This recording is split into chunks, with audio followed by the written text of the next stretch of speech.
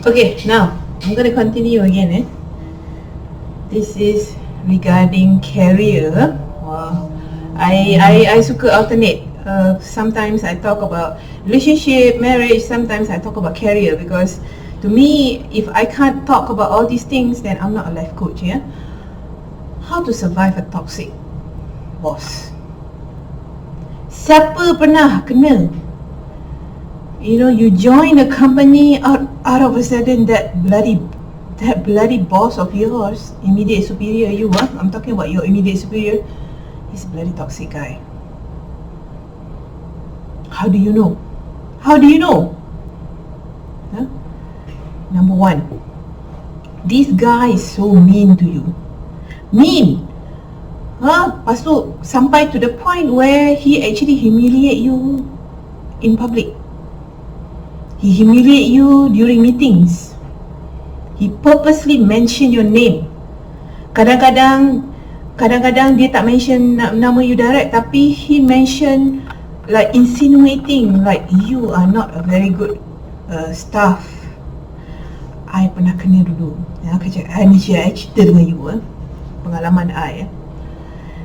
I was in BSF Petronas in Gebeng, Kuantan, for I think close to 7 years. I worked there. I worked there for the first 5 years. I was actually basically boss tu kira macam the boss is a Malay guy, so that boss is okay.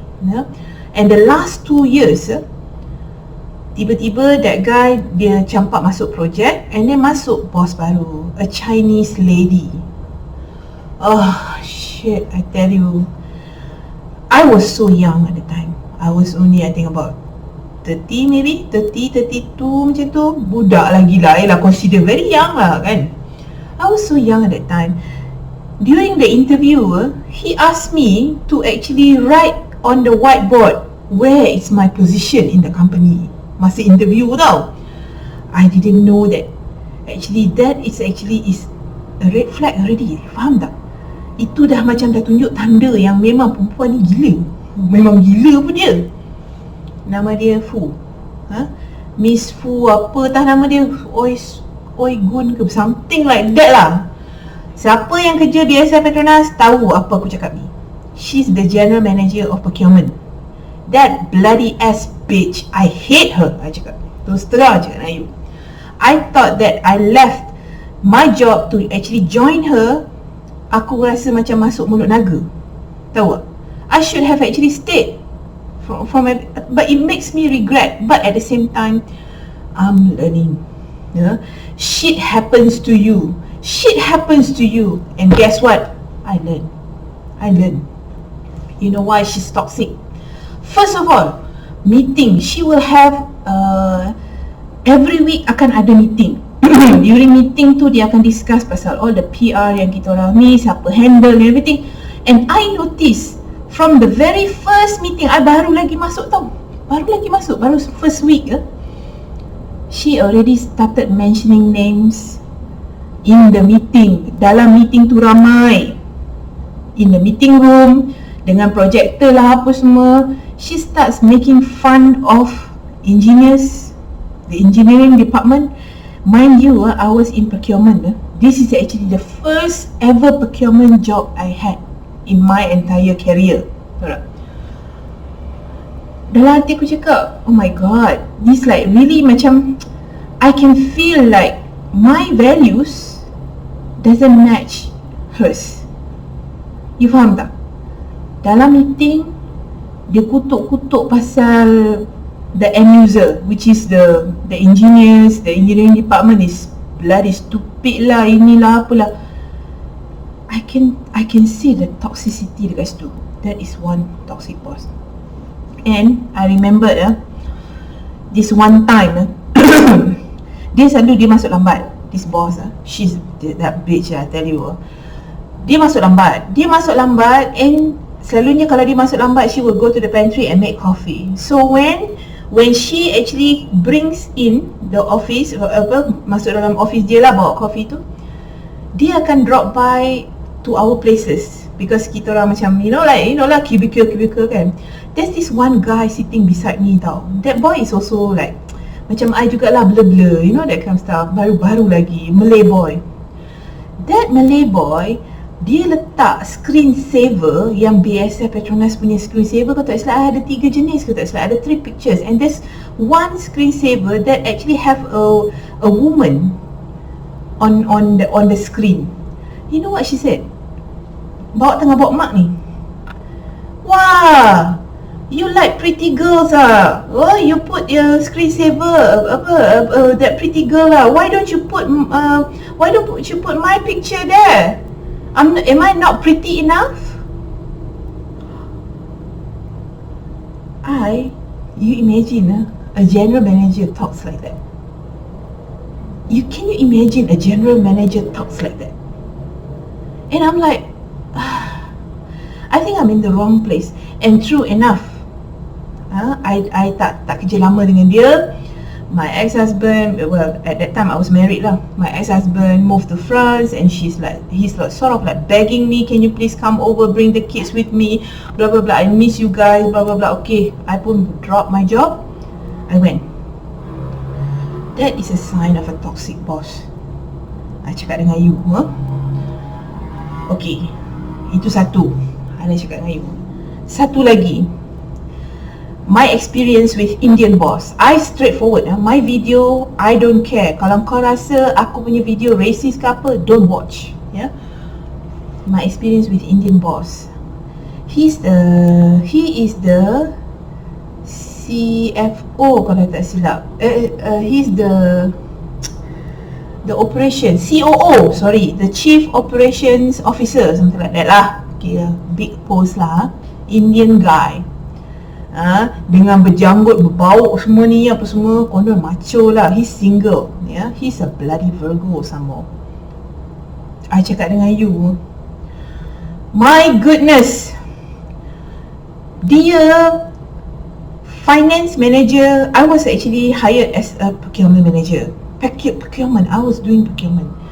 And out of a sudden, after like I think kalau tak silap 1 month I joined, that finance manager, the one yang memang dah dengan dia 8 tahun ke 7 tahun macam tu, she left. So when she left, dia expect I boleh buat kerja finance. So all the agreements lah apa semua disuruh I buat. Because actually I'm doing procurement, I'm not even that one. You imagine spelling mistake. Because of one spelling mistake, he called me on the phone. Why you having that spelling mistake? Can you check another agreement? Lepas tu I cakap dengan dia, what kind of spelling mistake? I just cut and paste, I cakap. I didn't amend anything. I just cut and paste and I put the date only, I cakap. Dia marah I because of spelling mistake. Very silly mistake itu tak? Benda kecil. And then I noticed that macam, how do I say this? When you are actually in a toxic environment, yeah, when you are working with toxic bosses, selalunya your gut, your instinct, your gut instinct will tell you that you are not going to belong there. You ada rasa deep down inside, you don't feel like you belong in the company. You don't belong there. You ni seolah-olah macam melukut di tepi gantang gitu tak? Macam seolah-olah macam dia orang tak nak you sebenarnya, but they dare not terminate you or whatever because dia orang tak nak go through the cycle of kena saman ke apa-apa, but they keep you just enough for you to suffer. Okay, I noticed that dia nitpicking, maknanya benda semua mistake. Mula-mula dia tegur pasal agreement I. Later he started commenting about my shoes, slipper. Sebab I cakap tu serang, office kita orang, my office, kita orang, we have to go up and down 2 flights of stairs, tangga, 2 flights of stairs. So I'm not comfortable in heel. Faham tak? Kasut tinggi. So I memang pakai flat lah, pakai slipper, sebab biasa kot orang pakai slipper dekat dalam office. And my slipper bukan slipper jamban tu. Aku beli slipper mahal kot. Aku beli dekat Vinci yang memang tak nampak macam slipper, but it is a slipper. And he commented on that.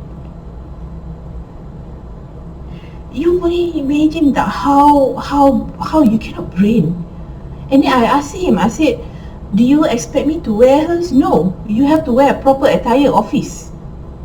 I asked him again, I remembered this conversation. I asked him again, what, corporate attire meaning what? Do I have to wear heels? Can I wear flats? You have to wear a proper attire. He repeat himself again. And at that moment in time, I tahu dah, he's gonna attack me. Yeah? So I left. Yeah, I have a series of really toxic bosses. You nampak? Okay, now the most recent experience I have, he's a bloody toxic guy, is the Sapura guy. Sapura Energy Berhad. Company tu memang hancur, I cakap dengan you. I was hired as a lead buyer, and I'm reporting to, I have a few people underneath me, and I was reporting to senior manager. That manager, he's super toxic. You know why I cakap dengan you? Supply chain, kita supply chain sibuk cakap keluar no gift policy. You cannot accept any gifts, any form of gifts, you know, that is above 50 US dollar, kau tak silap from people. You must have integrity, you must be honest, blah blah blah blah blah. But that guy, dia tiap malam pergi Yamseng minum tonggang arak dengan supplier tapau dia. And you mesti nak tanya I, macam mana you tahu? How do you know? I'm telling you right now, I know this because supplier yang cakap dengan I. Those supplier yang bela dia tell me. And siap tunjuk lagi gambar. Tu, see. The other night, we went out. See, your boss is there. You don't recognize mah? That's your boss. You sebagai orang bawah, how do you feel? How do you feel when your own senior manager fucks the whole integrity things up? How do you feel? Starting from then onwards, I have zero respect for him. Zero respect. You know what happened? I'm telling you. Because of zero respect, I dah macam malas nak layan dia sangat. I don't really talk to him much. I don't really go to him for advices and everything. Toxic people, they hate that. They hate when you take the limelight out of him. They hate that. You know, he makes my life so miserable. You tahu, faham tak? Tapi I endure. Sabar. Lepas tu, I apply kerja, I dapat another job, which is where I am right now. And I'm so glad. And my boss hari tu, the one that is leaving, Danny, he asked me masa yang kelam kabut orang retrench apa semua, I remember he asked me, he said, can't you go back to Sapura? And I'm like, I don't know what to say, because I don't want to go back to that toxic asshole again. You imagine your own boss is doing that to you. You nampak tak? Okay, now let's go into the psychology. Bila the bosses who are very toxic ni, normally all kinds of toxicity. You watch my video about the toxic people, the types of toxic people. Now I nak cut short this video. I want to tell you, what are you experiencing when this is the effect of having toxic bosses. Number one, you dah start susah nak bangun pagi pergi kerja. You drag yourself out of bed. You don't feel like you want to go to work. You start having MC, you start ambil EL, emergency leave and all those crap, because you don't feel like you're appreciated anymore. Okay, that is mental. This is mental. You feel very tired. You feel mentally tired. You feel drained because toxic people, when you deal with toxic bosses, this is how you feel. Sometimes sometimes you ask yourself, why am I feeling this way? You go and check the details. Probably the guy that is above you makes you feel that way. Okay. Number 2, you somehow or other you have the feeling, deep down inside you have the feeling that he's gonna cut you off. Toxic people will always, because when the moment when you detect his toxicity, they know because you know why?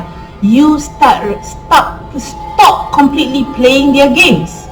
You stop giving attention, you stop praising him and everything, you don't go to him for advice and everything. They can sense it. So you have the feeling that he is going to cut you off. Cut you off meaning buang you. Terminate you ke apa ke, you just have that tiny little bit of instinct in your heart saying that I think aku rasa aku akan kena. Okay, now this is mental. The indication is very that one. Lepas tu you pergi kerja, katakan you manage to drag yourself out of the bed. You go to work, you rasa macam you don't feel like you want to work there anymore. You feel like there's no passion. You macam dah tak ada. You don't care about productivity. You don't care about your own performance. You don't care because you feel very demotivated. Demotivated. Okay, now let's go to the health effect when you deal with toxic bosses. Health effect, number one indication when you are stressed. I cakap dengan you, your mind can lie. Your mind can rationalize all kinds of things. No, he's not like that. Maybe he's just mean to me. Maybe I have to work harder and everything. Your mind can rationalize all kinds of shit to put things together. But you know what? Your body can never lie. Badan your own body can never lie. The number one sign that you are dealing with toxic bosses is, number 1, frequent migraines. You kena migraine, rasa macam nak pecah kepala you. When you start having migraines, that means you are stressed. You boleh tanya semua doktor. You go and ask all the doctors. They will say that signs of headache, numbing, is very numbing, is a sign of stress. You start. Number 2, you're not smiling anymore. Okay, because our face is non-verbal. This is all non-verbal because your body cannot lie. When you're not happy, your body like, ni muka tak happy. But when you're happy, you're like, hi. When you're smiling also, when you say hi also, ni kalau macam whatever, ikut suka hati, you're not happy. Deep down inside, you are not happy anymore. That's the reason why you've got migraine. Number 2, you have start having palpitations. Your heart beating so fast, you rasa berdebar. This is anxious. Anxious, you start shaking.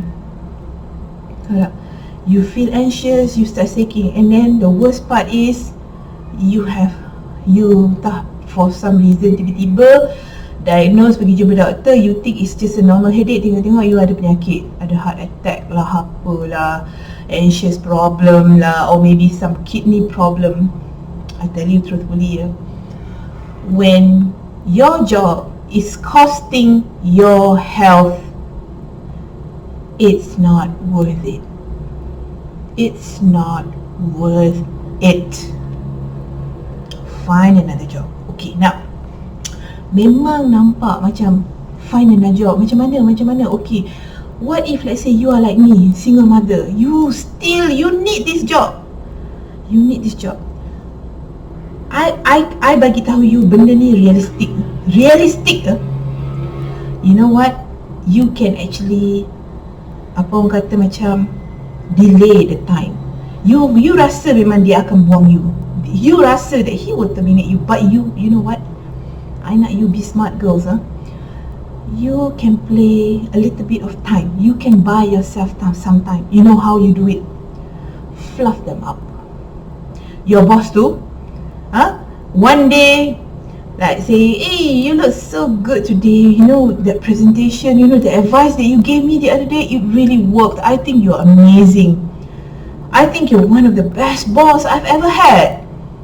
Padahal dalam hati, fuck you asshole, I want you to die. Balik kalau aku nak kau mati, you know, that kind of stuff. Fluff him up.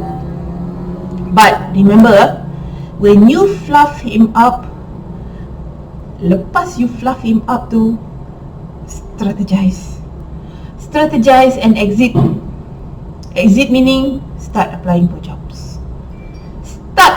jobs. Do not, orang kata macam expect yang dia, when you fluff him one time macam tu, you puji dia, melambung-lambung, he's gonna like you for the next 1 or 2 months. No, because you know why? You have to keep on fluffing him, and you know that when you puji dia, you know that is fake from your side, because you know that he doesn't deserve all these things. He's an asshole, he's a bad boss, he's a very toxic person.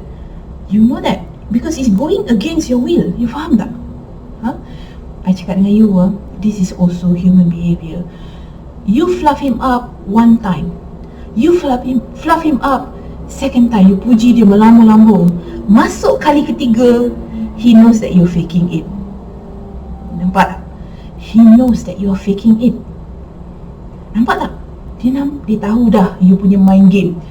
That's why I cakap dengan you, first time you fluff him up, you puji dia melambung, bagi dia get his head bloated with your compliments or whatever, strategize your way out. Strategize yourself. Because I cakap dengan you, if you keep on working in a very toxic environment like this, with toxic bosses, lama-lama tengok-tengok tiba-tiba kau kena cancer. You watch the video by Dr. Nordin Darus. I love that doctor. He always talks about cancer people macam mana, because you know why? One of the key things yang he always mention in his video is you have to keep your stress at a very low level. Imagine orang kena cancer. You imagine, you want to get cancer? I mean physically, your body. Now, I'm asking you right now, do you want to get cancer? If you don't want to get cancer, get out from that job. Strategize yourself. To be more specific, macam mana nak job hunting and everything, I do make some videos about job hunting. Go and see those, because I'm not going to go detail. This is how you deal with toxic bosses. Babe, not everybody have the same heart as us. No? We are nice people, we are honest and everything, but people, sebab tu I cakap dengan you, toxic people, diorang bermaharajalela dekat mana? Dekat tempat kerja, in corporate offices. That's where you see a lot of toxic people. A lot, tons and tons of them. Because you know why? That tempat kerja adalah tempat whereby he can actually be toxic all he want. Because you know why? Even the management also toxic, and they allow those kind of behaviors. Faham tak? They allow manipulators, they allow those kind of malukan staff depan orang, you know, blah blah blah blah. They allow that because you know why? To them is productivity. I'm a leader, I have to push, I have to use the whip to actually whip my team. I have to reprimand them, I have to punish them, because you know why? We need to get the numbers. So do not, you jangan I cakap dengan you terus terang, I have dealt with this kind of toxic bosses before. Maybe those three, the earlier examples I gave you earlier in my video, mungkin kalau you perasan, there's only like three. But I tell you, I have gone through a lot more. There's this one company that I joined. I joined that company 6 months. 6 months, okay? This guy, I'm reporting because I'm hired as a procurement manager. I report to CFO. CFO ni, ya Allah, aku cakap dengan kau, rambut macam Justin Bieber. And he is so young. He's only about 35 years old. He doesn't know anything about procurement. He doesn't know anything. Lepas tu, when he hired me, and then lepas tu yang best tu apa tau? The CEO telling me, the CEO is the higher than him lah. Datuk told me, dia cakap, you just do lah ni semua, you maybe you can actually start creating a new department, a mini department for yourself, blah blah blah blah. Just do whatever you want. If you need anything, just give me a shout. Datuk cakap dengan I macam tu, from the CEO. But this bloody guy, this CFO, the Chinese guy, he's very controlling. He doesn't want me to do all those things. You faham tak? He's a very, numbers person, because CFO is a financial person. He's very numbers. He doesn't know how to talk to suppliers. He doesn't know how to negotiate. When he negotiate, dia selalu guna macam threaten. He sounds like he's threatening the suppliers. And I told him, I cakap, we have to look at the suppliers as our partners. We can't threaten them because if anything happen, our project cannot execute if they cannot help us. No, dia kata, you're wrong. We have to do that. You faham tak? I bergaduh dengan dia pasal benda tu. And I realised that this guy is really toxic. Because the way he screamed at the suppliers.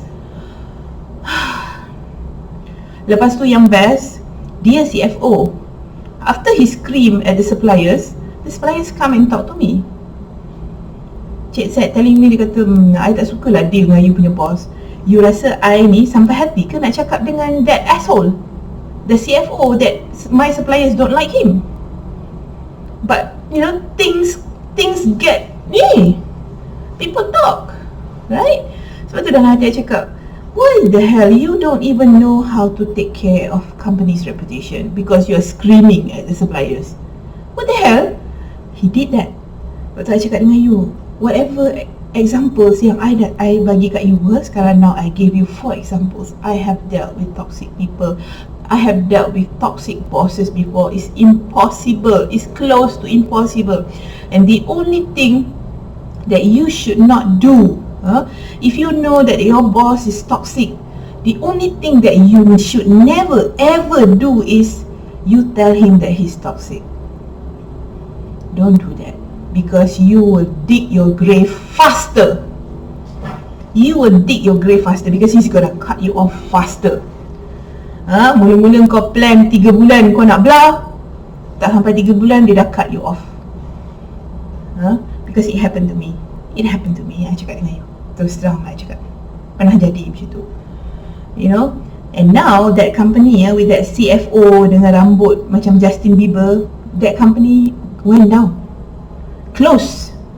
Office diorang dekat Menara Citibank tu, Menara Binjai, yang opposite Citibank tu, so lavish, I cakap dengan you, with the personal elevators and everything, so lavish. And when I left, few months after that, they really closed down, zero, kosong. Because you know why? Because they hire toxic people. For all you know, I didn't even know the CEO very well. I only know him like high and by kind of thing. But I believe if the CEO is toxic himself, he will hire toxic people. You faham tak? And those people who are not toxic like me, yang kita jenis yang macam kita compromise. You have a good intention, you have good heart and everything. You cannot match with them. You buatlah macam mana sekalipun, you cannot match with them because their energy is so toxic that it repels you. You faham tak? Seolah-olah macam the trash bin in your house. The trash bin If you keep your trash bin more than 1 day, it's gonna smell like shit, isn't it? Sampah. If you don't throw your trash in from your house in one day or 2 days, it's gonna smell like shit. That is what toxic bosses are like. They smell so bad that one time sampai satu tahap you dah macam, no, I can't take it anymore. I'm sorry, I can't take it anymore. I'll find something better. So I nak you all find something better. I'm teaching you the survival guide here. If you ever stumble upon toxic bosses, this is what you should do. Okay, strategize your way out. Fluff him one time. Puji dia sampai meletup kepala dia. It's okay. Get his head bloated with your compliments and everything. It's okay. But the moment when you do that, plan your way out. Strategize your way out. Because you know why? It's just a matter of time that he's gonna actually axe you. You faham? You faham tak? Okay. Alright. Take care, everybody. Bye.